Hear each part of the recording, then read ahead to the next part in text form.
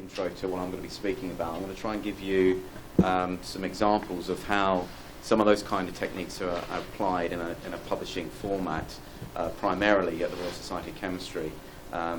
Although as a society we do many other activities outside the publishing activity, which is central to funding everything else we do.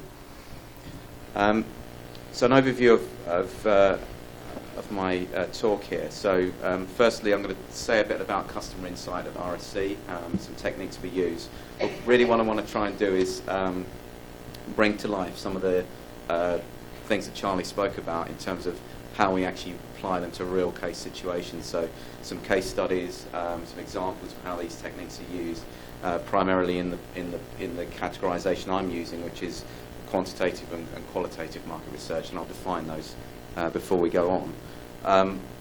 The specifics of what we're going to cover is market research around key opinion leaders. So in other words, talking to people in your communities who are really expert and knowledgeable about their particular subject areas.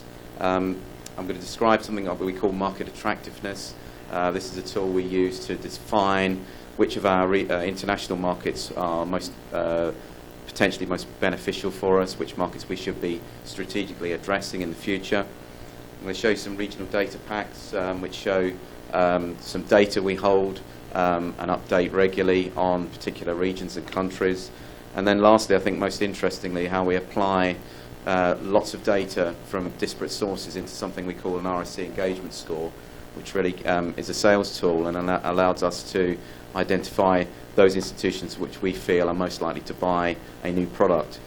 We can use that in the sense of a journal, a new journal, but can also use it in multiple other products and service offerings that we're using. So it was developed primarily from a new journal focus, but we're now rolling this out across non-publishing areas as well. So just a tiny amount about Royal Society of Chemistry. We're UK based. This is essentially our mission statement with a large statement of what we are. We're headquartered in Cambridge in the United Kingdom.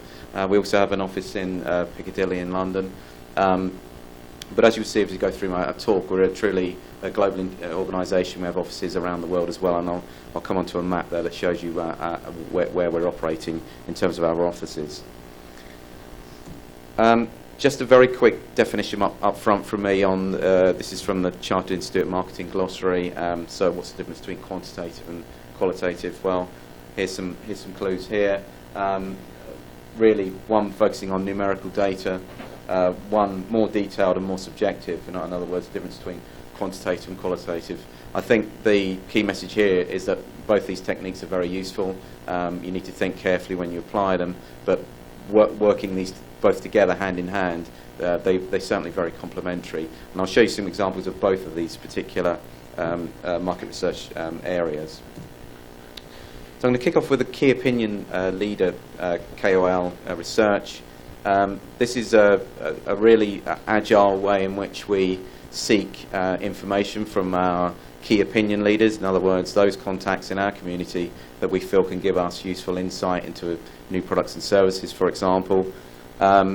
It's based around telephone interviews of 30 minutes with around 10 key opinion leaders to kick this off. So we might have an idea for a new product that we want to test, get some feedback on. It's very light and agile. This kind of thing you can turn around in somewhere between 2 and 4 weeks. So that's very important, because I know certainly within my organisation there's been concern in the past where we've put market research out to organisations externally, and the research has been turned around in 6 months, and by that time everybody's lost interest in what the original questions were. So the key here is that we're doing some very light touch but very informative, rapid research that can support the development of our products and services.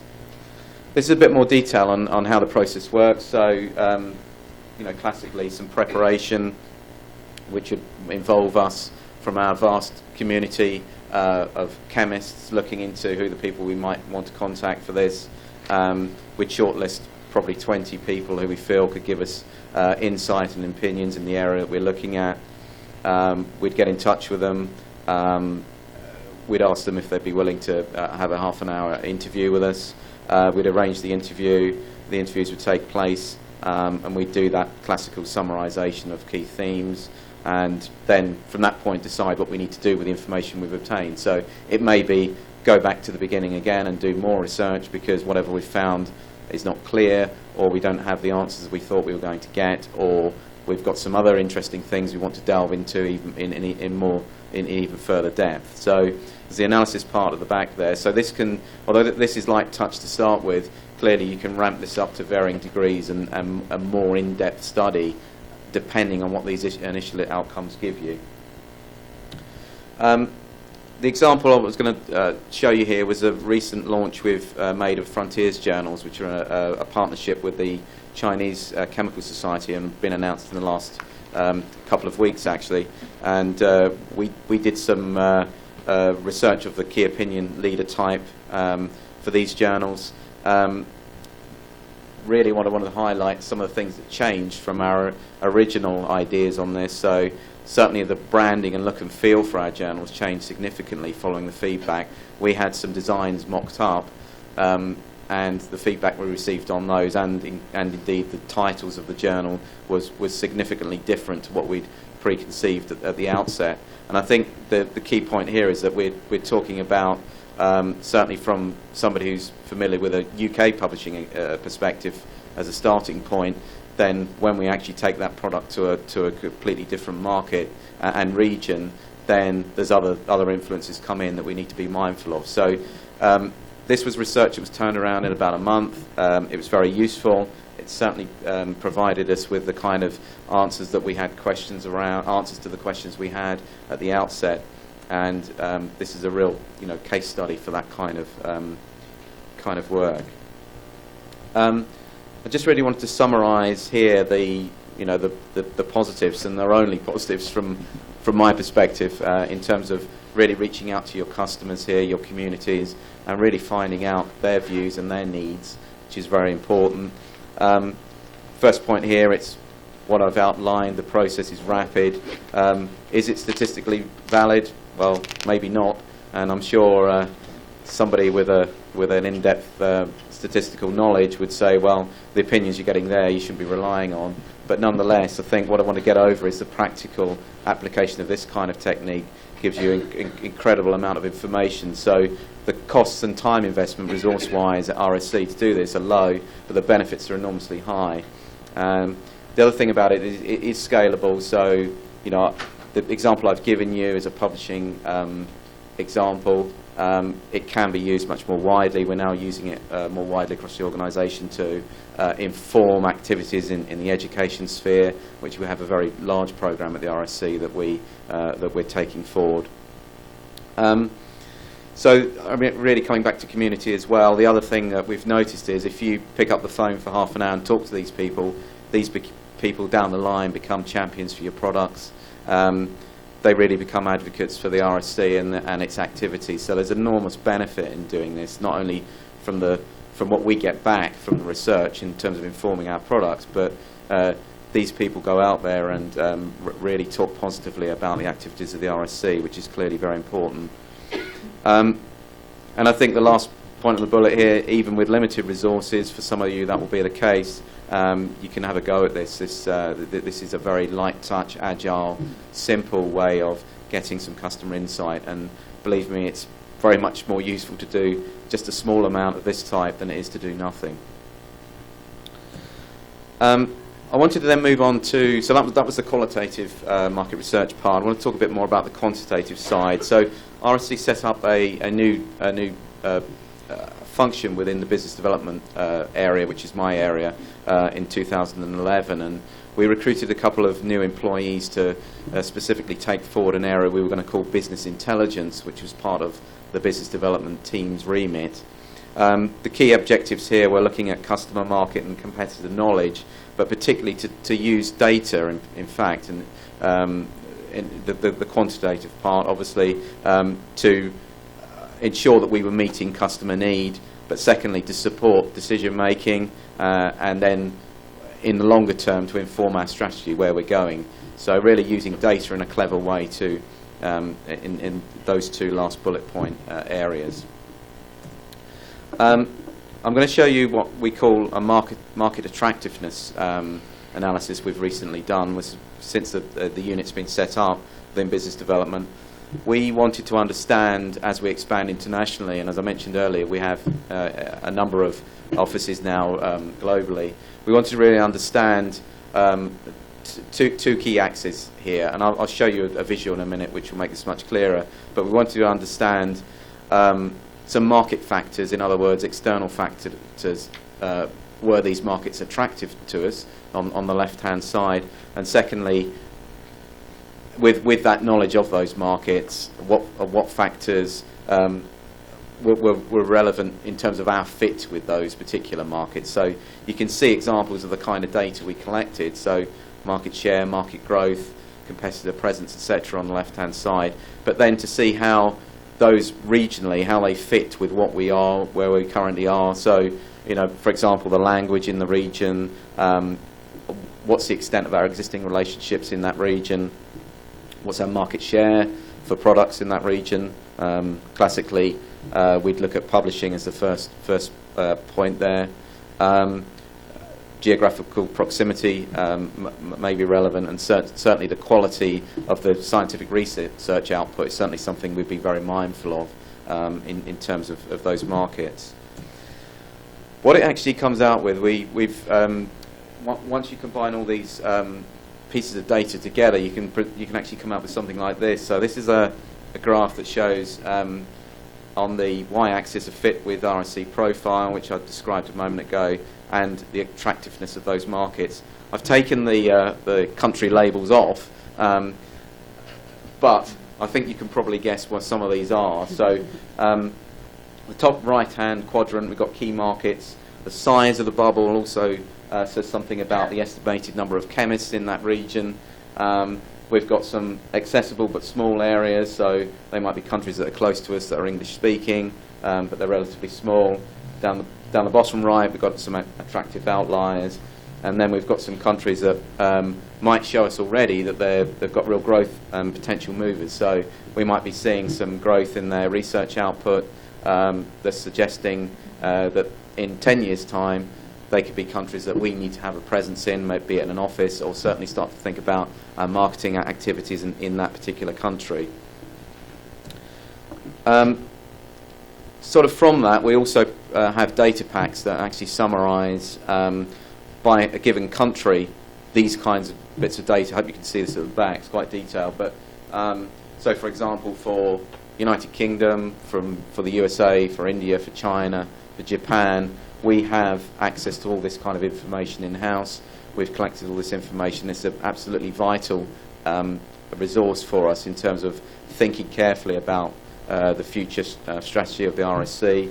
So, you know, right down to things like how many students are studying secondary level chemistry, 16 plus, less than 16, etc. in a given country. So we're constantly collecting this kind of data, storing it, updating it, and our colleagues within the organisation have access to this. And this is really informative when people are thinking about if they're about to launch a new product in a new country, or something of that kind. They can really get a feel for, is country X likely to be more successful than country Y because of the relative number of chemists, for example, in that region. I touched on this a couple of times. So we now have international offices in these countries here. So as I mentioned, we're centred on the UK. The main headquarter is in Cambridge, where there's about 400 staff. We also have offices in Piccadilly and London. But in recent years, we've expanded our offices abroad.